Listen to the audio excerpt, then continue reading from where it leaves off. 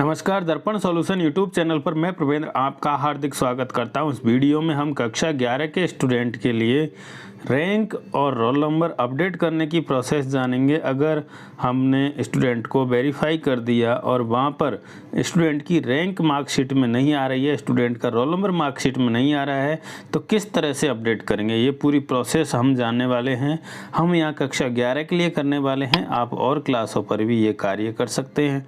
तो हमने ये वीडियो जो बनाए हैं, पूरा वीडियो कक्षा 11 के हिसाब से बनाए हैं। अलग अलग जो सेक्शन है, सेक्शन यानी कि हमारा आर्ट्स, कॉमर्स, इस तरह से अलग अलग जो सेक्शन है उनके किस तरह से हम अपडेट करेंगे, तो पूरी प्रोसेस इस वीडियो के माध्यम से आप देखने वाले हैं।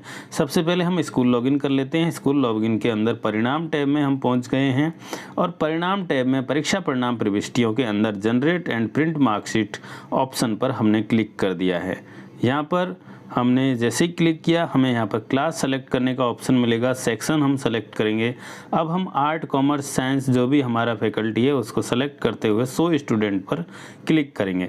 अब हमने जो पहले ही मार्कशीट के लिए जनरेट कर लिया था, अब वो मार्कशीट हम ओपन करके एक बार देख लेते हैं। हमारी यहाँ पर रैंक शो नहीं हो रही है। इस तरह की इश्यू आपके भी आ रहा है तो आप इस पूरी प्रोसेस को फॉलो कीजिए। हम यहाँ पर दो अलग अलग सेक्शन में स्टूडेंट को शो करके देख रहे हैं और दोनों ही जो सेक्शन हैं उनके स्टूडेंटों के रैंक शो नहीं हो रही है।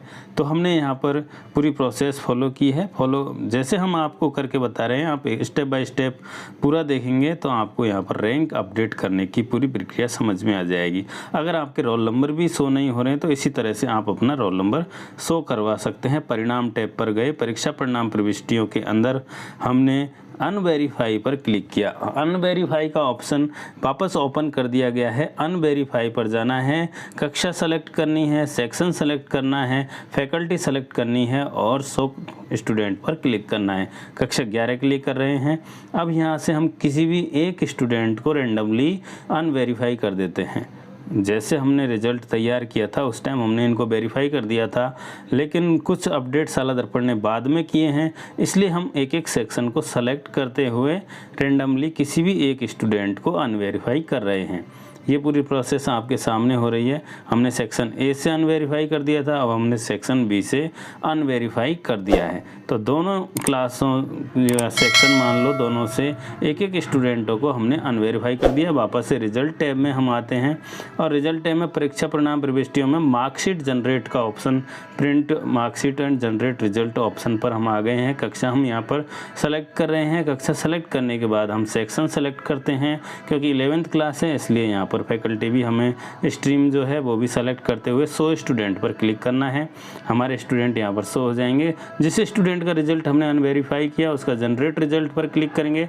जनरेट रिजल्ट पर क्लिक करते ही हमें ड्राफ्ट दिखाई दे जाएगा। हम ड्राफ्ट चेक करेंगे। ड्राफ्ट आप चेक कर लीजिए। ड्राफ्ट में ना तो रोल नंबर शो होता है ना ही रैंक शो होती है, इसलिए आपको ये यहाँ पर टेंशन लेने की बात नहीं है। ड्राफ्ट के अंदर रोल नंबर शो नहीं होता है। अब हम इसको वेरीफाई कर देते हैं। वेरीफाई करने के बाद में जो मार्कशीट प्रिंट होगी उसको हम चेक करेंगे। वेरीफाई हम कर रहे हैं, यहाँ पर ड्राफ्ट चेक कर लिया है। वेरीफाई की प्रोसेस हो रही है, टाइम लग रहा है, तो आप भी इस तरह से प्रोसेस करेंगे। पहले उस क्लास के एक स्टूडेंट को अनवेरीफाई करेंगे, वापस से वेरिफिकेशन के ऑप्शन पर जाएंगे, जनरेट रिजल्ट एंड मार्कशीट पर, और वहाँ पर उस स्टूडेंट को हम सबसे पहले जनरेट रिजल्ट करेंगे। उस स्टूडेंट का जनरेट रिजल्ट करने के बाद में रिजल्ट जनरेट होने के बाद हम ड्राफ्ट चेक करेंगे। ड्राफ्ट को फिर चेक करने के बाद हम वेरीफाई स्टूडेंट करेंगे और वेरीफाई करने के बाद में हम इस तरह से प्रिंट मार्कशीट या प्रिंट रिजल्ट ऑप्शन पर क्लिक करेंगे और यहाँ पर जो हमारी मार्कशीट जनरेट हुई है उसमें हमें रैंक शो हो गई है। इसी तरह से अगर आपके रोल नंबर भी नहीं शो हो रहे हैं तो आप रोल नंबर यहाँ से अपडेट कर सकते हैं। तो ये प्रोसेस आप एक बार फॉलो करेंगे तो आपके स्टूडेंट की जो रैंक है वो यहाँ पर दिखाई दे जाएगी। अब हमने एक सेक्शन के लिए ये कर लिया है, अब हम दूसरे सेक्शन पर इसी प्रोसेस को फॉलो करते हैं। क्लास हमारी सेलेक्ट की हुई है, हम सेक्शन चेंज कर लेते हैं। सेक्शन चेंज करने पर जो सेकंड सेक्शन है वी, उसमें कौन सी स्ट्रीम चलती है उस स्ट्रीम को हम सेलेक्ट करेंगे और 100 स्टूडेंट पर क्लिक करेंगे। अगर आप गलत स्ट्रीम सेलेक्ट करते हैं तो यहाँ पर आपके स्टूडेंट ओपन नहीं होते हैं। सही सेक्शन के लिए सही स्ट्रीम सेलेक्ट करते हुए आप शो स्टूडेंट पर क्लिक करेंगे। ये पूरी प्रोसेस रहेगी जैसे कि हमने सेक्शन ए पर प्रोसेस की थी। सेक्शन ए का एक स्टूडेंट हमने लिया था, उस स्टूडेंट को अनवेरीफाई किया था। इसी तरह से हमने सेक्शन बी के एक स्टूडेंट को भी अनवेरीफाई किया हुआ है। तो हमने दोनों सेक्शनों के स्टूडेंटों को अनवेरीफाई किया था। अब हमने ए सेक्शन के स्टूडेंट को जनरेट रिजल्ट कर दिया है, ड्राफ्ट हमने चेक कर लिया है और प्रिंट मार्कशीट से रैंक चेक कर लिया। अब यहाँ पर हम जनरेट रिजल्ट करते हैं। स्टेटस NA आ रहा है, जनरेट रिजल्ट करते ही नॉट वेरीफाई आ गया। अब हम ड्राफ्ट चेक करेंगे और ड्राफ्ट चेक करने के बाद में वेरीफाई रिजल्ट पर क्लिक करेंगे। ये प्रोसेस हमें दूसरे सेक्शन के लिए भी करनी है। तो इस तरह से हम दूसरे सेक्शन के लिए प्रोसेस कर रहे हैं और प्रोसेस करने के बाद में हम इसे वेरीफाई करेंगे। आप देखेंगे जनरेट रिजल्ट हमने कर लिया है, ड्राफ्ट हम देखना है और ड्राफ्ट देखने के बाद में वेरीफाई रिजल्ट पर हमें क्लिक करना है। इस तरह से हमें प्रोसेस करनी है। ये हमारी ड्राफ्ट मार्कशीट है जिसमें रैंक शो नहीं हो रही है। अब हम वेरीफाई रिजल्ट करेंगे और रिजल्ट हमारा वेरीफाई हो जाएगा। आप भी ये पूरी प्रोसेस फॉलो करेंगे। हमारे यहाँ पर सिर्फ 2 सेक्शन चलते हैं, आर्ट एंड कॉमर्स।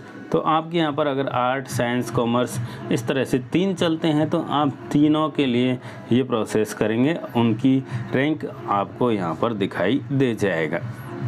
अगर आपके सेम स्ट्रीम यानी कि एक ही फैकल्टी के अलग अलग सेक्शन हैं तो वहाँ पर आपके एक सेक्शन से ही काम हो जाएगा। अलग अलग फैकल्टी होने पर हमें अलग अलग सेक्शन को अनलॉक करना पड़ेगा। ये आप यहाँ पर देख सकते हैं, हमने इसको लॉक कर दिया है, वेरीफाई कर दिया है। हमारे सामने प्रिंट रिजल्ट की ऑप्शन शो हो गया है और हम प्रिंट रिजल्ट करते हैं तो यहाँ पर हमें रैंक दिखाई दे रही है। तो इस तरह से हम कक्षा 11 के स्टूडेंटों के लिए रोल नंबर अपडेट करने की प्रोसेस और साथ ही साथ रैंक अपडेट करने की प्रोसेस कर सकते हैं। आशा करता हूँ आपको ये वीडियो पसंद आया होगा। वीडियो पसंद आया हो तो लाइक करें, कमेंट करें, अधिक से अधिक साथियों के साथ शेयर करें जिससे कि उनके भी रैंक यहाँ पर शो हो जाए, रोल नंबर शो हो जाए। वीडियो देखने के आप लोगों का धन्यवाद।